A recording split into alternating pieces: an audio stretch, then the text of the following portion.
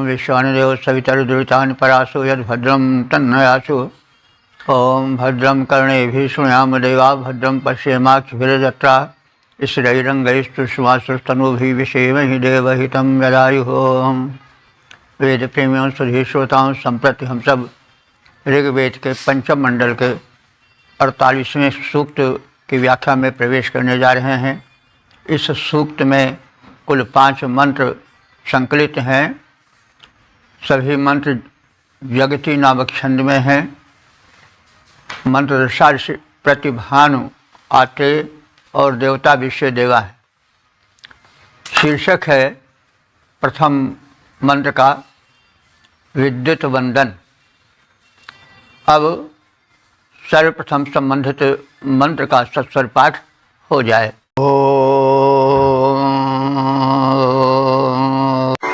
गतप्रियाजधाम्ने मनामहे स्वक्षत्राजस्वयशसे महे भजम् आमेन्यस्य रजसो यदभ्र आङ् अपवृणानाभितनोति माजिनी।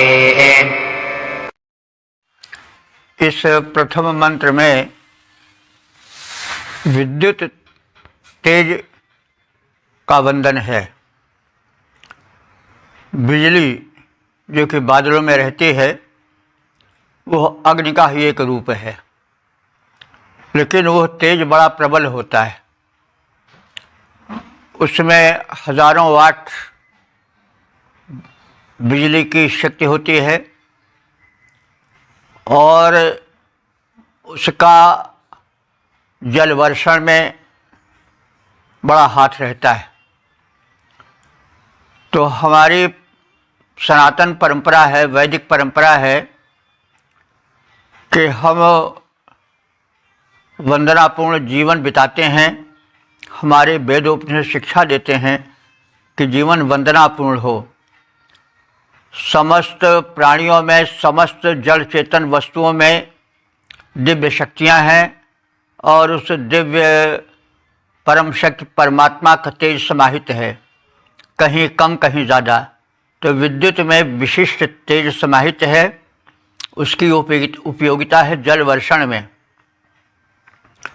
यह थोड़ा समझ लेने की चीज़ है कि जल वर्षण में कैसे विद्युत सहायक है और बादलों में वह जल को फैलाता है, यह कैसे। इसको आप ज़रा ध्यान से सुने। बादलों में जल रहता है और जल एक निश्चित ऊंचाई पर या जितने ऊंचा होता जाता है उतने उसमें जमावट आती जाती है। बर्फ़ वगैरह क्यों है, पर्वतों के ऊंचे शिखरों पर जल बर्फ़ बनकर क्यों जम जाता है? क्योंकि वहाँ पर अग्नि की या तेज की प्रधानता नहीं रहती है, गर्मी नहीं रहती है। उसका प्रभाव यह होता है कि जल जम जाता है। तो मेघों में जल तो बड़ी ऊंचाई पर होता है। ऊंचाई पर जाने के कारण जैसे ऊंचे पर्वतों पर जल जम जाता है, वैसे वहाँ भी जम सकता है। और जल जम जाने का परिणाम होगा कि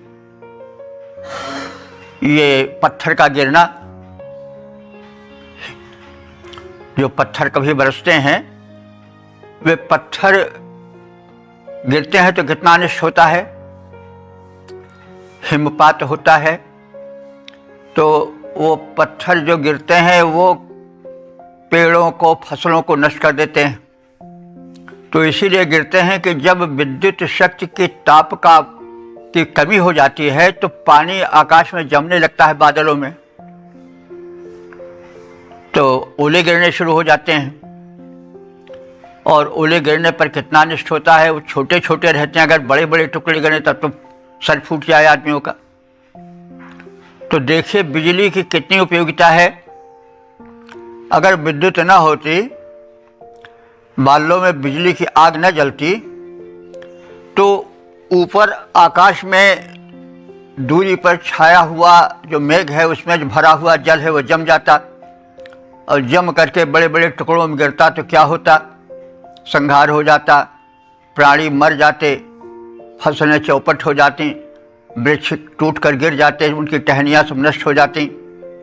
तो देखिए कितनी उस व्यवस्थापक की व्यवस्था है ऊंची। उसने मेघों में विद्युत बना दिया और उस विद्युत ने अपनी गर्मी से ऊंचे बादलों में रहने वाले जल को जमने नहीं दिया। किन्हीं कारणों से जब वहाँ ताप कम हो जाता तो फिर ओले बरसने लगते हैं।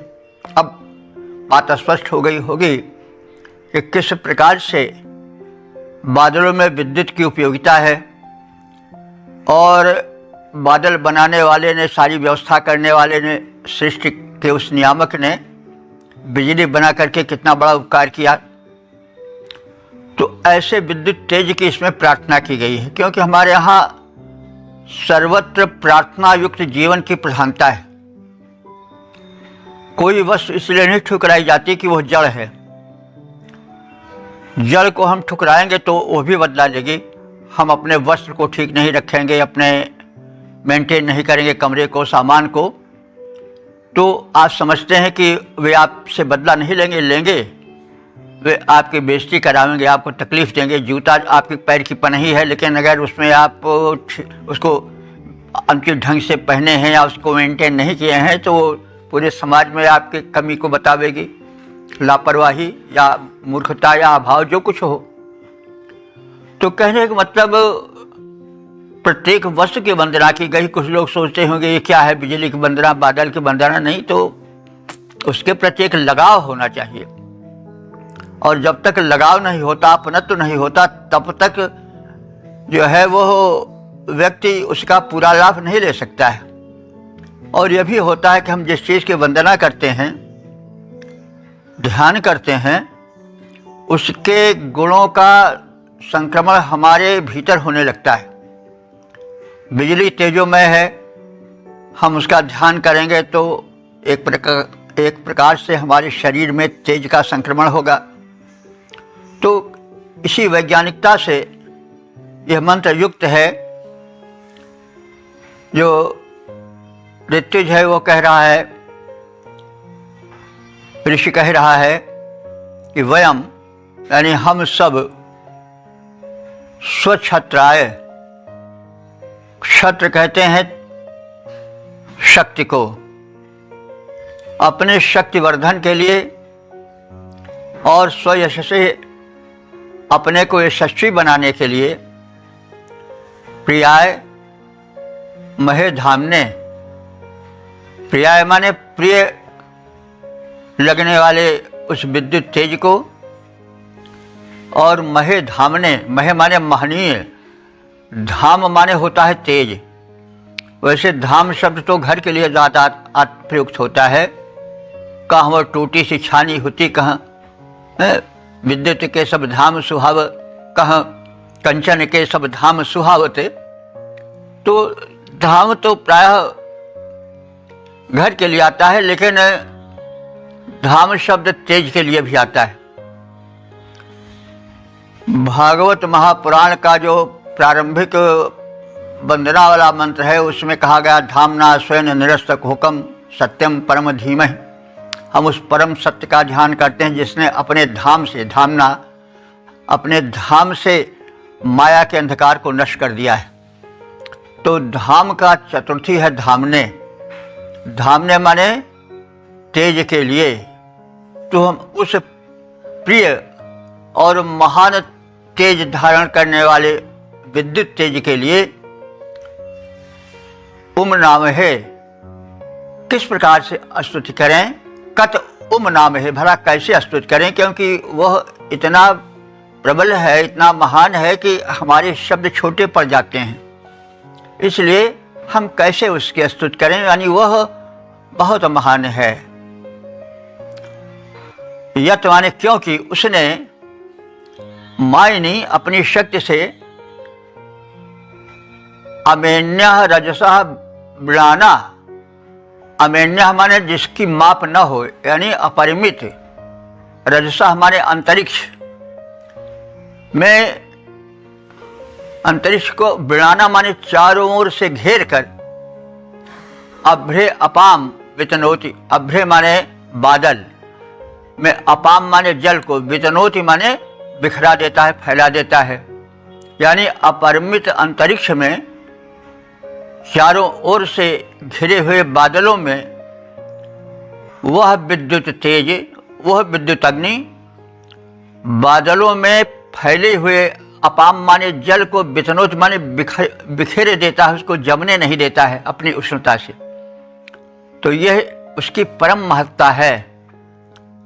उस परम तेजस्वी विद्युत तेज की हम वंदना करते हैं, उसकी महिमा अपार है। हम अपने बल तथा अपने यश की प्राप्ति हेतु सबको प्रिय लगने वाले उस महान विद्युत तेज की वंदना करते हैं। यह शक्तिशाली मायामय तेज अपरिमित अंतरिक्ष को चारों ओर से घेर कर बादल में निहित संचित नीर को अपनी ऊष्मा से फैला देता है, बिखेर देता है, उसको जमने नहीं देता है। तो वंदन विद्युत का करते हैं, वंदन विद्युत का करते हैं, यश और प्रतिष्ठा पा जाएं, सबको प्रिय उत्तम महत तेज से तेजस्वी हम बन पाएं। आवृत कर महाकाश को यह मायामय शोभा पाता है, बादल के जल में हो प्रविष्ट संचित जल को फैलाता है। ओम वेद प्रेमियों सुधे श्रोताओं, संप्रति हम सब ऋग्वेद के पंचम मंडल के 48वें सूक्त के दूसरे मंत्र की व्याख्या में प्रवेश करने जा रहे हैं। मंत्र दृष्टा प्रतिभानुवाते छंद जगति देवता विश्व देवा हैं। शीर्षक है देवत्व प्राप्ति, कर्म में निरंतरता आवश्यक। अब संबंधित मंत्र का सस्वर पाठ हो जाए। तात्नदभजनं वीरभक्षणं समान्यावृतया विश्वमारजाः अपो अपाचेरपरा अपेजते प्रपूर्वाभिस्तिरते देवयुर्जनाः। इस दूसरे मंत्र में जागरण की और ज्योति की दूतिका उषा की महत्ता, उपयोगिता और उषाओं के आने जाने के क्रम को देखकर हम एक उषा आई तो और फिर चली गई तो यह न समझ लें कि अब हमने अपना कर्म पूरा कर लिया है, आज का फिर अब हम आगे क्यों करें। इस जो मंत्र में है यह संदेश दिया गया है कि अगर आप देवत्व प्राप्त करना चाहते हैं, जीवन को दिव्य बनाना चाहते हैं, तो कर्म में निरंतरता बनाए रहें।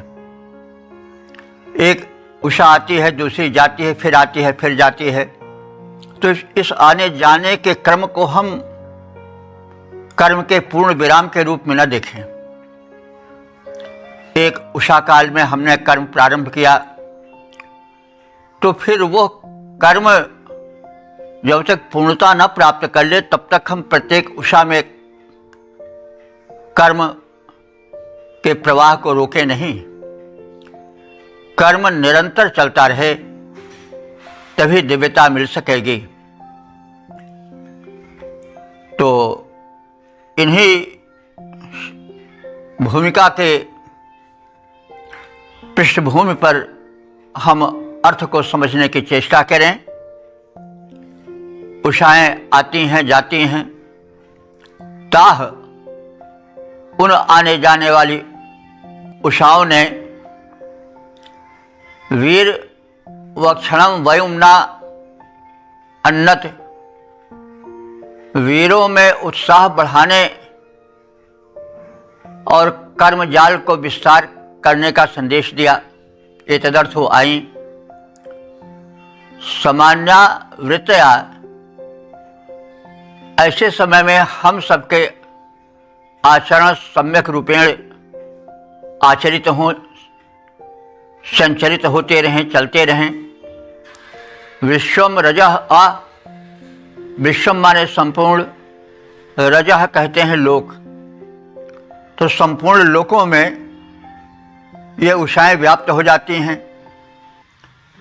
यह नहीं कि किसी एक स्थान को द्योतित करें, दूसरे को जागरण से वंचित रखें।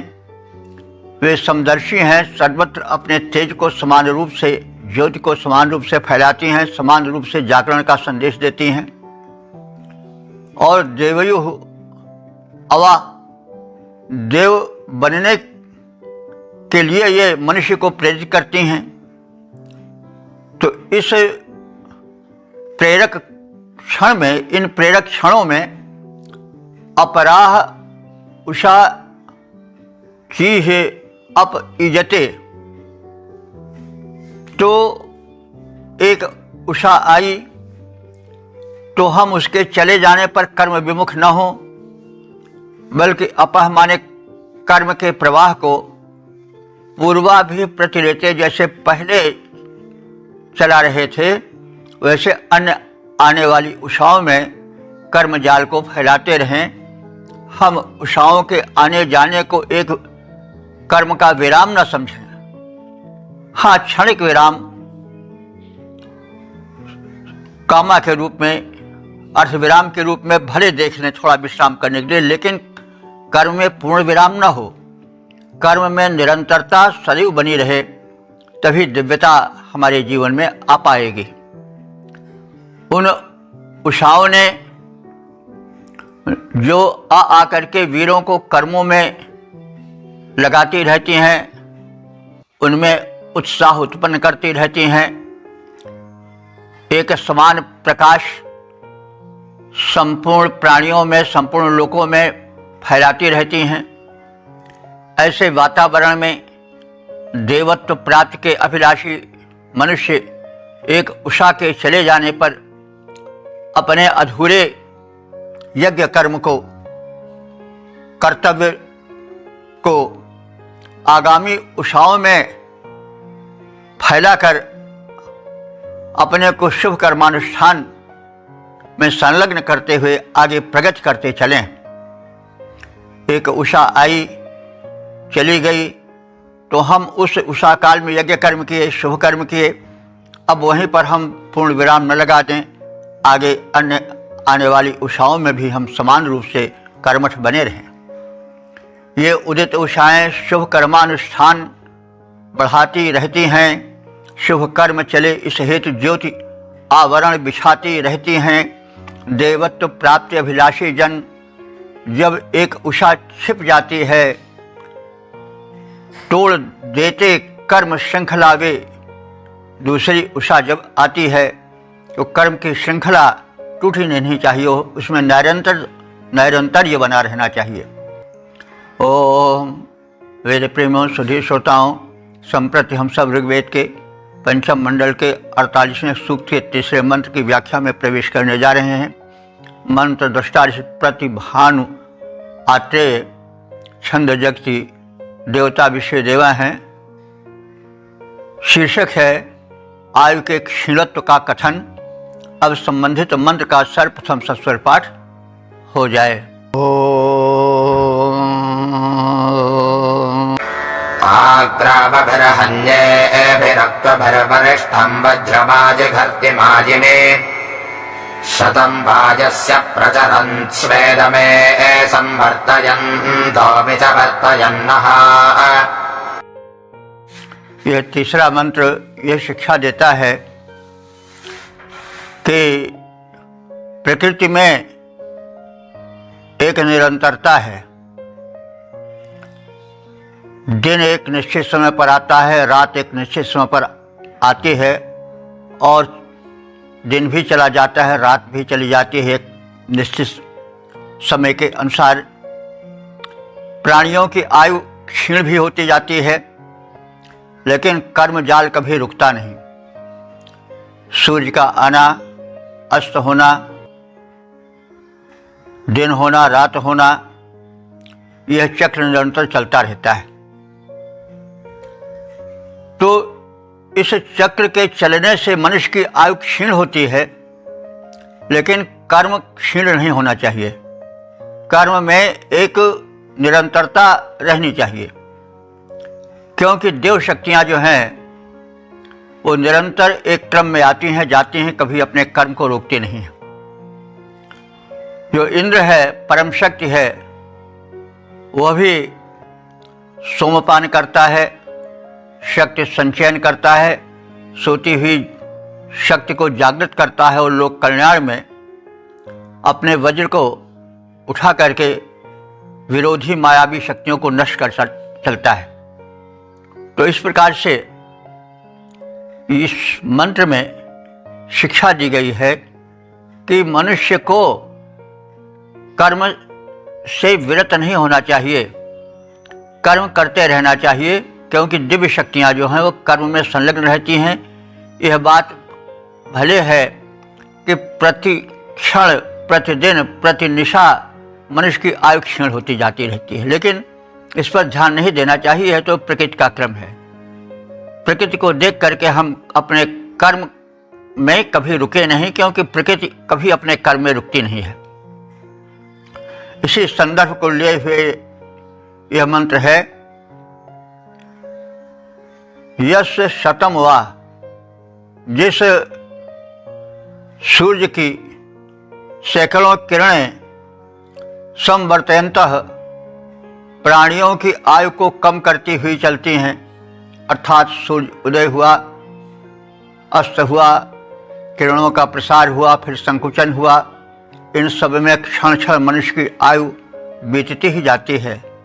जितने क्षण जाते हैं उतनी क्षण की आयु समाप्त होती जाती है।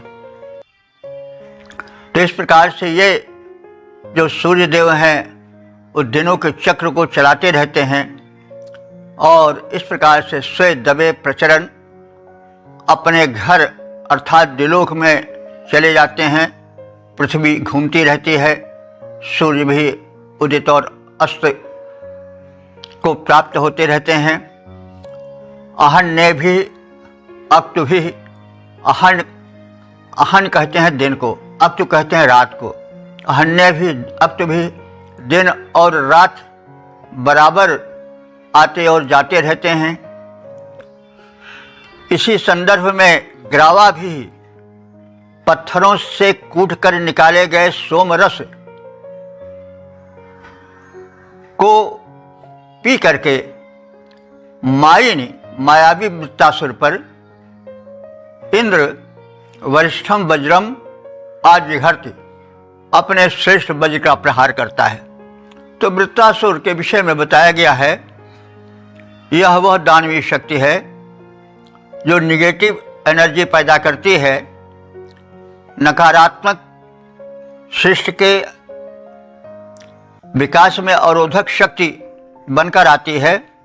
तो वो जो परम व्यवस्थापक इंद्र है उस शक्ति को नष्ट करता है और सोमपान करने के बाद अपने को ऊर्जा से वो परिपूरित करता है। तो सोम पेय के साथ एक वैश्विक ऊर्जा का स्रोत है। तो इस प्रकार से इंद्र जो परम व्यवस्थापक है वह भी अपने कर्म में संलग्न रहता है और जो मायावी वृत्तासुर हैं यानी रूप बदल बदल करके आने वाले अवरोधक तत्व हैं उन पर वो अपना वज्र प्रहार करता रहता है। वो अपने कर्म में संलग्न रहता है। मनुष्य को भी चाहिए कि वह कर्म में निरंतरता बनाए रहे। इस इंद्र रूपी सूर्य की किरणें प्रतिदिन आकर प्राणियों की आयु को एक एक दिन करके क्षीण करती जाती हैं। वे दिन रात के चक्र को चलाती हुई अपने आवास द्युलोक में विचरण करती हुई निवास करती हैं, फिर आती हैं, फिर जाती हैं। इंद्र भी दिन रात निकलने वाले उस वैश्विक ऊर्जा के स्रोत सोमरस का पान कर मायावी वृत्तासुर सृष्टि के विकास के अवरोधक शक्ति पर अपने वज्र का प्रहार करते हैं और यह सब क्रम निरंतर चलता रहता है। इसलिए इस निरंतरता को ध्यान में रख करके मनुष्य भी निरंतर कर्म निरत रहे। यह इस मंत्र का प्रमुख संदेश है। रवि किरणें प्रतिदिन आती, दिन रात बनाती जाती हैं, सतत चलाती काल चक्र वे आयु घटाती जाती हैं। सतत प्रवाहित सोम इंद्र है, रस को पीता जाता, मायावी वृत्तासुर पर है वज्र चलाता जाता। ओम वेद प्रेमियों सुधी श्रोताओं, संप्रति हम सब ऋग्वेद के पंचम मंडल के 48वें सूक्त के चौथे मंत्र की व्याख्या में प्रवेश करने जा रहे हैं। मंत्र दृष्टा प्रतिभान आत्रेय, छंद जगति, देवता विषय देवा, शीर्षक है अग्नि का औदार्य। अब संबंधित मंत्र का सर्वप्रथम सस्वर पाठ हो जाए।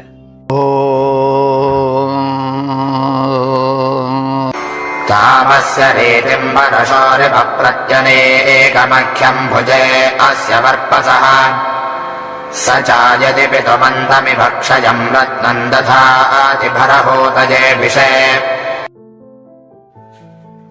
इस चौथे मंत्र में अग्नि देव की शक्तिमत्ता और उनके औदार्य का कथन किया गया है।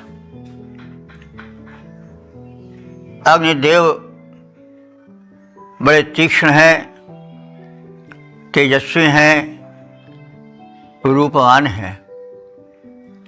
परशोह इव, वे परशु यानी फलसे की तरह तीक्ष्ण हैं। अस्य इनके ताम रीतिम, उस स्वभाव को मैं जानता हूँ जो परशु के समान निगेटिव पावर्स को, निगेटिव एनर्जीज को, दुष्ट दल को विनष्ट करता चलता है। वर्षस्य अस्य, इसके सुंदर सर्वस्व प्रदायक रूप के लिए मैं इस अग्नि का स्तवन करता हूँ। अनीकम, अनेक कहते हैं समूह को, सेना दल को। तो इस अग्नि के किरण समूह को मैं पहचानता हूँ, उसकी शक्ति से परिचित हूँ। यह ऐश्वर्य प्रदायक है और भुजे उन अग्नि की फैलती किरणों में बिखरे हुए ऐश्वर्य से हम परिचित हैं और वो हमें ऐश्वर्य प्रदान करने के लिए प्रत्यक्षम सदैव हमें वाणी को मुखर करने का संदेश देते हैं। यानी हम अग्निदेव की महत्ता का कथन करें ताकि लोग उसके प्रति आकृष्ट हों और उनका सेवन करें। यत क्योंकि सचा माने ये अग्निदेव सहायक होकर भरहूते संग्रामों में हम मनुष्यों की सहायता करते हैं। भरहूत कहते हैं संग्राम को। संग्राम यानी युद्ध के अनंत शब्द ऋग्वेद में मिलते हैं। इससे पता चलता है कि ऋषि ने इस तथ्य को समझा था कि जीवन एक संघर्ष है, एक संग्राम है। यहाँ प्रत्येक क्षण व्यक्ति को जूझना पड़ता है किसी न किसी समस्या से। तो इसलिए वो जीवन को इतना आसान न समझ ले जितना समझ करके वो गफलत में रहता है और थोड़ी सी मुसीबत आने पर घबरा जाता है। उसे निरंतर समझना चाहिए कि जीवन एक सतत संग्राम है जिसका कभी अंत नहीं है। जन्म मरण का संघर्ष चलता रहता है और जन्म से लेकर मरण तक इसकी व्याप्ति रहती है। और इस समय अग्नि की सहायता की आवश्यकता होती है क्योंकि अग्नि जो है वो शक्ति के स्वरूप हैं, शक्ति के प्रचारक प्रसारक, ऊर्जा के प्रदायक हैं। तो ये भरे या भरहूते संग्राम में, जीवन संग्राम में सहायक बन करके रत्नों को प्रदान करते हैं। ये विषय माने प्रजाओं में, मनुष्यों में रत्न दधाती, रत्न को प्रदान करते हैं। उसके लिए उपमा दी जा रही है। कैसे प्रदान करते हैं? पितुमंतम क्षेमयो, जैसे जो घर का पिता होता है, जो घर का मालिक होता है, क्षय कहते हैं घर को। तो जैसे गृह स्वामी सामग्रियों को समान रीति से, यथोचित रीति से परिवार में प्रत्येक सदस्य को बांटता है, लाभान्वित करता है, वैसे यह अग्नि भी समभाव से न्यायपूर्वक जीवन युद्ध में मिले हुए पदार्थों को, उपलब्धियों को जन जन तक पहुंचाता है और वीर मनुष्य को रत्न प्रदान करता है, यानी विशेष धन वैभव से संपन्न करता है। इस अग्नि का स्वभाव फरसे के समान तीक्ष्ण है। उसके इस स्वभाव को मैं जानता हूँ। स्वरूप अग्नि के किरण समूह को मैं पहचानता हूँ और स्तुति से उसे स्पष्ट करता हूँ। यह अग्नि ऐश्वर्य प्रदायक है, सहायक है, संग्राम में विजयी बनाकर यह वीर अग्नि मनुष्यों को रत्न, धनैश्वर्य उसी प्रकार वितरित करता चलता है जैसे गृह स्वामी गृह के सदस्यों में अन्नादि का समान वितरण, यथोचित वितरण करता है। परशु सदृश अरिहंता है, मानव प्रकृति जानता हूँ। यह अग्नि परशु सदृश अरिहंता है, पावक प्रकृति को जानता हूँ। स्तोत्रों में प्रकट कर उसका बखान करता जाता हूँ। विजय दिलाकर अग्नि विभव वीरों को देता है, वैसे गृह स्वामी गृह निवासियों को अन्नादि बांटता है जैसे। ओम वेद प्रेमियों, सुधी श्रोताओं, संप्रति हम सब ऋग्वेद के पंचम मंडल के 48वें सूक्त के 5वें मंत्र की व्याख्या में प्रवेश करने जा रहे हैं। मंत्र दृष्टा प्रतिभानु आत्रेय, छंद जगति देवता विषय देवा और शीर्षक है अग्नि की महिमा। अब संबंधित मंत्र का सर्वप्रथम सस्वर पाठ हो जाए।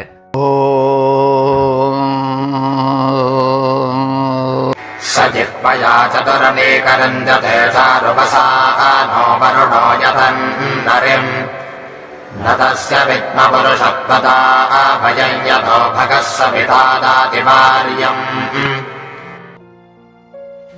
इस 5वें मंत्र में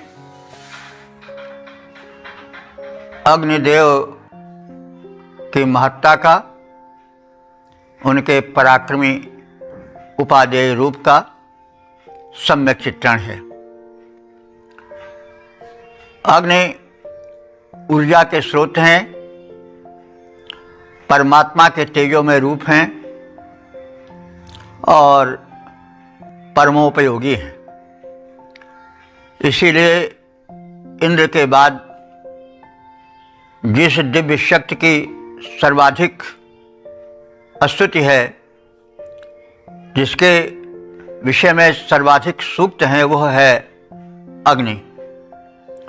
तो अग्नि को हम भौतिक रूप में तो समझते ही हैं और वही व्यवहार करते हैं, लेकिन अग्नि के पीछे एक दिव्य शक्ति होती है। प्रत्येक देवता के पीछे एक नियामक शक्ति होती है जो सूक्ष्म होती है।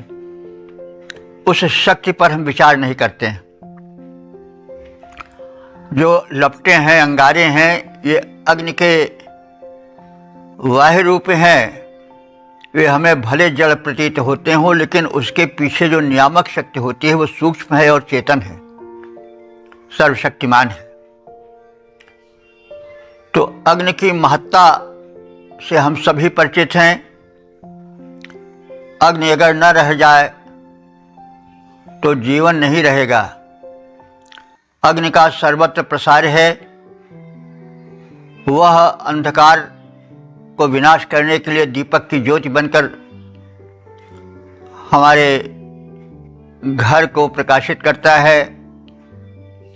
हमारे शरीर में वह जठराग्नि बन करके, ताप बन करके, तेज बन करके रहता है। और वही वृक्ष का कारण बनता है। जैसा कहा गया है, सूर्य भी एक अग्नि का ही बड़ा गोला है। सूर्य की अगर हम मोटे रूप से व्याख्या करें तो कह सकते हैं सूर्य एक अग्नि का बहुत बड़ा पिंड है। तो इन्हीं सबसे तो सृष्टि चल रही है। तो अग्नि की महत्ता को हम समझते हैं, और जो बम्स बनाए गए हैं, मिसाइल्स हैं, वो सब अग्नि ही के तो प्रारूप हैं। हम अग्नि का दुरुपयोग करके संहार भी बुलाते हैं। तो इस प्रकार से वैदिक ऋषि संदेश देता है कि हम देवताओं की दिव्यता से अपने को जोड़ें,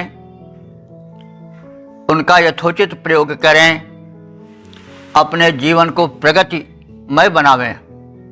अग्नि ही तो वाहनों में एक करंट तेज पैदा करके शक्ति पैदा करती है, उसी के माध्यम से ईंधन जल करके फिर आगे बढ़ता है। शरीर में भी सर्वत्र यानी अग्नि का प्रसार व्यापक है।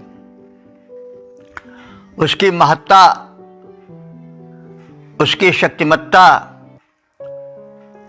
उपयोगिता अकथ्य है, कहीं नहीं जा सकती है। वैदिक ऋषि इसीलिए अग्नि की भूरि भूरि प्रशंसा करता है। तो इस मंत्र में भी अग्नि की व्यापकता, उपादेयता, महत्ता का कथन है। कथन के दौरान मानवीकरण का आना स्वाभाविक है।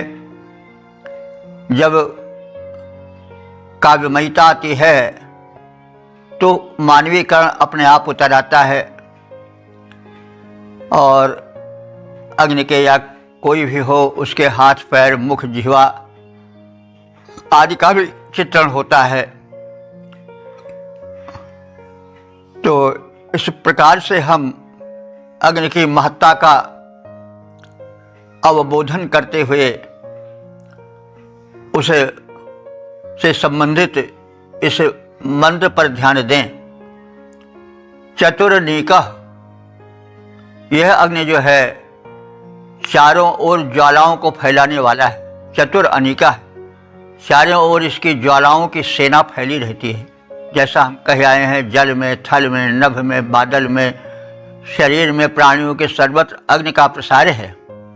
उसी का तेज है, उसी के कारण नेत्रों में तेज है, ज्योति है, शरीर में ताप है। तो वह चतुरनिका है, यानी अपनी सेना, अपनी शक्ति चारों ओर फैलाए हुए है। चारु वसाना, वो सुंदर तेजों के वस्त्राभूषण को धारण करता है। तेज ही उसका वस्त्र है।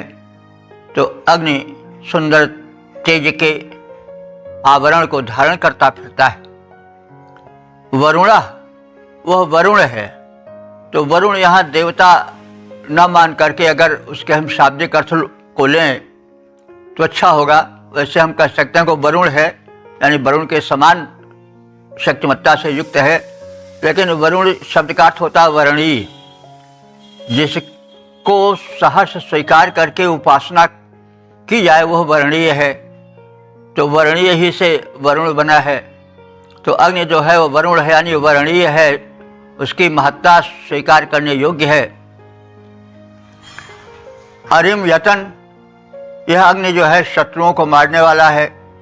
जो वायरसेस हैं, जो हमारे शत्रु हैं, रोग दोष फैलाते हैं, उन सबको यह नष्ट करता है। तो अरिम यतम, यह शत्रुओं को मारने वाला है। जिह्वया रिंजते, जिह्वा माने जीभ। तो इसकी जीभ क्या है? इसकी ज्वाला। तो ज्वाला जिह्वा से यह रिंजते मन से शोभित होता है। अग्नि जब प्रज्वलित होता है तो उसकी ज्वाला जिह्वा लपलपाती हुई बड़ी ही मनोरम प्रतीत होती है। ये अग्निदेव जो है वो भगः, सविता, भग देवता है और सविता देवता के समान है।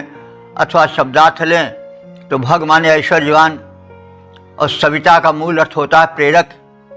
तो ये अग्निदेव ऐश्वर्य संपन्न हैं और सविता है यानी प्रेरक और जगदुत्पादक देव हैं। वार्यम दाति, वार्यम माने वर्णीय धन को, दाति माने देने वाले हैं। जो उत्तम धन है वो अग्नि की कृपा से हमको प्राप्त होते हैं, चाहे स्वास्थ्य धन हुआ, चाहे संसार के धन धान्य हुए, क्योंकि अग्नि ही ऊर्जा के स्रोत हैं और ऊर्जा से ही उपलब्धि होती है। यदि ऊर्जा नहीं रही, बुद्धि में ऊर्जा नहीं रही, हाथों पैरों में शक्ति में ऊर्जा नहीं रही, तो फिर धन कैसे मिल पाएगा? धन तो श्रम से मिलता है, पराक्रम से मिलता है। तो बुद्धि का पराक्रम, शरीर का पराक्रम, यही सब धन देने वाले हैं। और इन सब के मूल में कौन है? अग्नि है। इसीलिए कहा गया है कि अग्नि जो है वार्यम दाति, धन समृद्धि को प्रदान करता है। वयम, हम सब उपासक मानो, तस्य कथित गुणों से युक्त उस अग्नि के पुरुषत्वा न विद्म, पराक्रम का पार नहीं पा सकते हैं। पुरुषत्वता न विद्म, उसके पुरुषत्व को नहीं जान सकते हैं। विद्म माने जानना, यानी उसके पराक्रम की था है, उसके पराक्रम को पार हम सब नहीं पा सकते। अग्नि में कितनी शक्ति है, कितनी ऊर्जा है, कितना बल है, इसका हम पैमाना नहीं कर सकते हैं, इसको हम नाप नहीं सकते हैं। यानी अथाह शक्ति है। यह सब हम जानते हैं कि अग्नि ही की ऊर्जा से समुद्र के गहरे जल को चीरता हुआ अपार शक्ति वाला जो जलयान है वो चला जाता है, और ऊर्जा से ही वायुमंडल को चीरता हुआ वायुयान भी जाता है। ऊर्जा से ही बड़ी लंबी लंबी गाड़ियाँ बड़े वेग से भागती हुई चली जाती हैं। तो वो सब अग्नि ही के कारण तो है। अग्नि जब किसी पदार्थ को जलाती है तो जो उससे ऊर्जा होती है वही शक्ति बन जाती है। हमारे शरीर में भी भोजन जलता है तभी ऊर्जा आती है। जब अग्नि मांद्य हो जाता है, भोजन नहीं पचा पाता है, तो शरीर निर्बल दिनों दिन होता जाता है। और जब अग्नि का प्राबल्य रहता है, जठराग्नि प्रदीप्त रहती है, शरीर में बल पौरुष का संचार होता है, तो फिर मनुष्य परम पराक्रमी बन जाता है। तो इस प्रकार से पराक्रम का मूल स्रोत पावक हैं, अग्नि है। तो उनकी महिमा अकथ है। इस बात को इस मंत्र में कहा गया है कि पुरुषत्वता न विद्म, हम चाहें तो भी उसके पुरुषत्व को, उसके पराक्रम को नहीं जान सकते हैं। यानी अतुल पराक्रमशाली हैं अग्निदेव। तो चतुर्दिक ज्वालाएं फैलाने वाला, सुशोभन, तेजधारी, वर्णीय यह अग्नि शत्रु अंधकार का संहारक है और ज्वाला जिह्वा से स्वयं को सुशोभित करता रहता है। यज्ञ में उसकी ज्वाला जिह्वा लपलपाती हुई दिख पड़ती है। यह ऐश्वर्यवान तथा प्रेरक अग्नि धन वैभव को उदारता पूर्वक प्रदान करता है। हम उस अग्नि के पराक्रम का पार नहीं पा सकते हैं, यानी अपार बल अग्नि में निहित है। अग्नि चतुर्दिक ज्वालाओं का अपने कर्ता दिव्य प्रसार, अंधकार रूपी वैरी का करता रहता है संहार। प्रेरक वैभववान अग्नि है, उत्तम वैभव का दातार, परम पराक्रम का पावक के कोई नहीं पा सके पार। इस प्रकार से हमने इस सूक्त के समापन वाले मंत्र का संक्षिप्त ज्ञान प्राप्त कर लिया। अब इस संदर्भ में हम इस सूक्त के सार को जानें। यह तो हम सब जान ही रहे हैं कि ऋग्वेद के पंचम मंडल का 48वां सूक्त है। इसमें 5 मंत्रों का संकलन है। सभी मंत्र जगती नामक छंद में निबद्ध हैं। मंत्र दृष्टार प्रतिभानु आते हैं और देवता विषय देवा हैं। अब तक ले कुल मंत्रों की संख्या हो चुकी है, जो व्याख्यायित हो चुके हैं उनकी 4052। तो यह उस परम पिता परमात्मा की अनुकंपा है कि हम वेद के इस गहन क्षेत्र में प्रवेश कर कुछ पा सके। तो जैसा कहा गया है कि देवता विश्व देवा हैं। विश्व देवा के अंतर्गत वे समस्त देव आ जाते हैं जो जगती तल में जल थल नभ भूलोक द्युलोक में विद्यमान है। विश्व देवा कोई एक देवता नहीं है, ये समग्र देवताओं का एक मंडल है, समूह है। और हमारे यहाँ कण कण में देवत्व का निवास है। कोई ऐसा स्थान नहीं है जहाँ देवत्व ना हो। देव का अर्थ होता है दानाथ द्योतनाथ दीपनाथ वाह। जो हमें देव हो देव है, जो दीप्त हो प्रकाशित वह देव है, और जो प्रकाशित करे वह देव है। तो हम प्रकाशित हैं, हम जीवित हैं, तो उन तमाम दिव्य शक्तियों के बल पर जीवित हैं। हमारा शरीर या सभी प्राणियों का शरीर जल, अग्नि और वायु, पृथ्वी, आकाश आदि के तत्वों से बना है। और यही तत्व जब क्षीण होने लगते हैं तो मनुष्य भी क्षीण होने लगता है। और जब क्षीणता अपने छोर पर, अंतिम छोर पर पहुंच जाती है तो जीवन का अंत हो जाता है। तो ये पंच तत्व और सृष्टि के कण कण हमें जीवन देते हैं। हम उनके जो हैं वे आभारी हैं, ऋणी हैं। इसलिए ऋषि संदेश देता है कि हमें प्रत्येक वस्तु में देवत्व का दर्शन करना चाहिए और उसके किए गए उपकारों को स्मरण कर उसे यह समझ कर नहीं उपेक्षित करना चाहिए कि यह तो हमारे हाथ में है। हम यही भूल जाते हैं तो दुरुपयोग करते हैं प्रकृति का, और जब हम प्रकृति का दोहन करते हैं या दुरुपयोग करते हैं तो उसका दंड हम पाते हैं। आज हमने प्रकृति की उपेक्षा की, प्रदूषण मनमानी फैलाए, अग्नि आदि देवों का मनमानी उपयोग किए, तो परिणाम क्या हो रहा है? रोग, शोक, बाधा, व्यथा और हाहाकार। इस पर हम विचार नहीं करते हैं।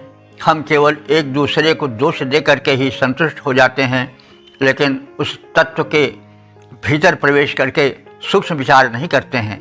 तो तमाम अनर्थों का मूल अज्ञान है, और अज्ञान अनेक रूपों में हमारे ओर छाया रहता है।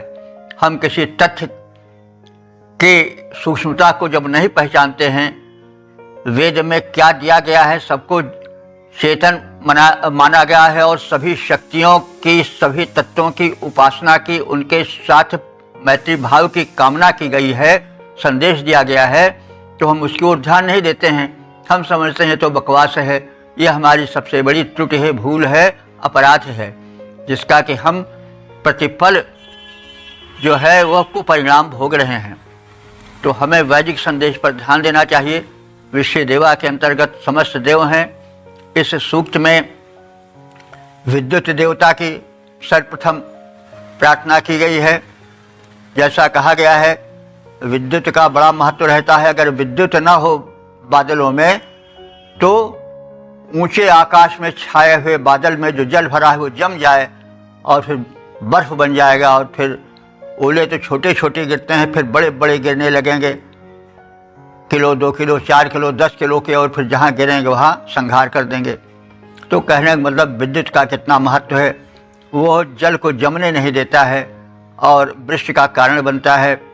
उसकी दिव्यता है, उसके हम ऋणी हैं। तो जिसके हम ऋणी हों उसकी उपासना हम अवश्य करें, उसको याद करें। जब हम किसी वस्तु को जड़ समझ लेते हैं और ठुकरा देते हैं तो हम वहीं पर बड़ी भूल करते हैं। तो इस प्रकार से विद्युत तेज का, अग्नि के तेज का, अग्नि की व्यापकता का जब हम ध्यान करते हैं तो वो हमें शिक्षा देती है कि हम इनके प्रति सजग रहें। इस यहाँ पर जो है वह अग्नि की भी लगभग 3 मंत्रों में प्रार्थनाएं हैं, उनकी महत्ता का कथन है।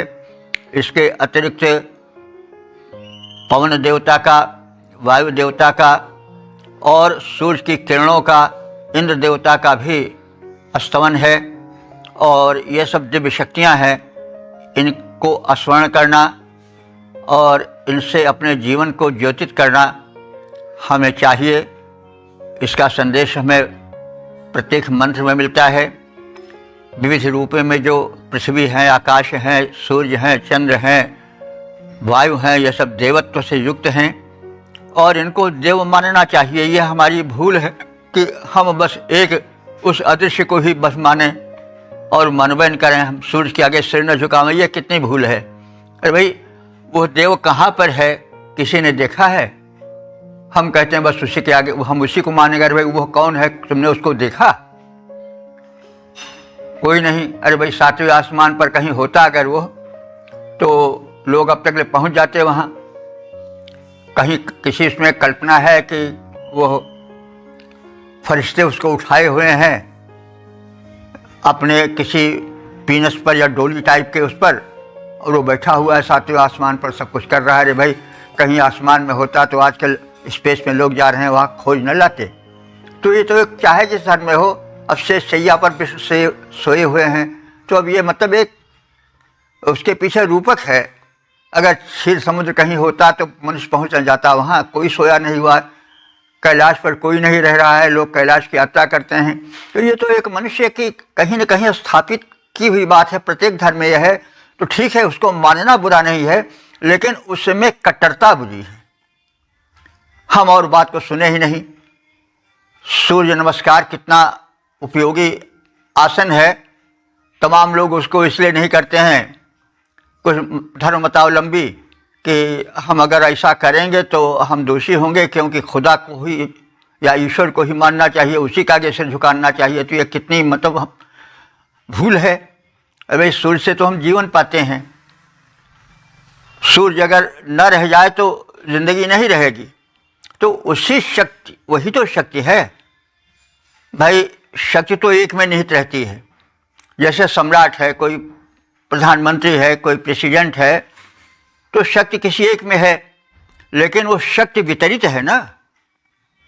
मिनिस्ट्री में है तो हम कहें कि हम तो प्रधानमंत्री या मुख्यमंत्री या प्रेसिडेंट के आगे ही सिर झुकावेंगे। हम मिनिस्टर को क्यों पूछें, फिर उसके बाद सेक्रेटरी को क्यों पूछें, हम वो कौन होता है, या उसके बाद फिर कलेक्टर, कमिश्नर, एसपी, डीएसपी क्या क्या होते हैं, हम उससे क्या मतलब है। हम तो बस जाएंगे तो उसी से मिलेंगे, तो आप मिल ही नहीं पाओगे उससे।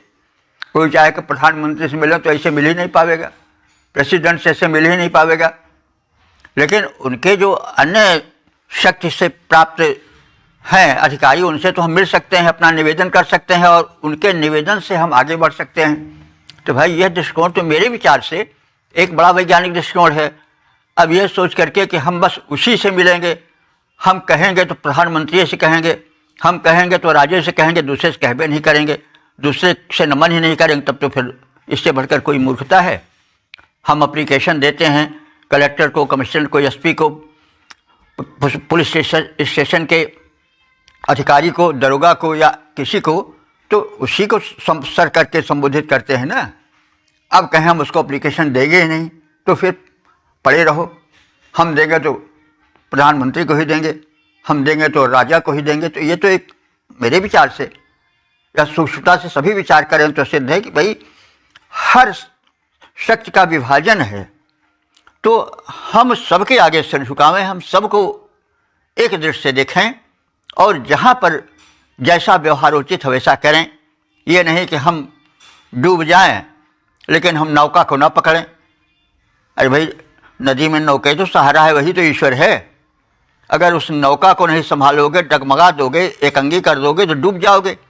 अब उस समय कोई सातवें आसमान से दौड़ करके बचाने थोड़े आवेगा। तो हर वस्तु के महत्व को समझा जाए और उदारता से दृष्टिकोण अपनाया जाए। हमारे वेद यही शिक्षा देते हैं। तो मेरे विचार से तो यही सत्य है। वेदों के विचार को प्रकट कर रहा हूँ। यदि किसी को कहीं किसी प्रकार के इन विचारों में कोई शंका हो तो वो स्वयं सोचे, विचार करे। यदि और कुछ कहना है तो संपर्क भी स्थापित कर सकता है, कोई ऐसी बात नहीं है। लेकिन सत्य को सत्य समझना चाहिए और एक व्यापक दृष्टिकोण से चलना चाहिए, क्योंकि प्रकृति में व्यापकता है, इसलिए मनुष्य में एक व्यापक दृष्टिकोण होना चाहिए। और यही संकुचित दृष्टिकोण समस्त संघर्षों का कारण है, अनर्थों का मूल है। हम कहीं एक जगह चिपक जाते हैं, फिर उसके बाद दूसरी ओर देखना ही नहीं चाहते, पट्टी बांध लेते हैं। ये सबसे बड़ी भूल है। तो हम सत्य के मार्ग पर आवें और शक्ति का चारों ओर वितरण है। शक्ति किसी एक जगह नहीं है, सर्वत्र फैली है। शक्ति भिन्न भिन्न रूपों में है हम सबको नमन करते हैं और सबको नमन करें और नमन करना चाहिए। यही दृष्टिकोण की व्यापकता है, विशालता है। अब इस प्रकार से हम अपने वाणी को विराम देते हैं। ओम सर्वे भवन्तु सुखिनः, सर्वे सन्तु निरामयाः, सर्वे भद्राणि पश्यन्तु, मा कश्चित् दुःख भाग् भवेत्।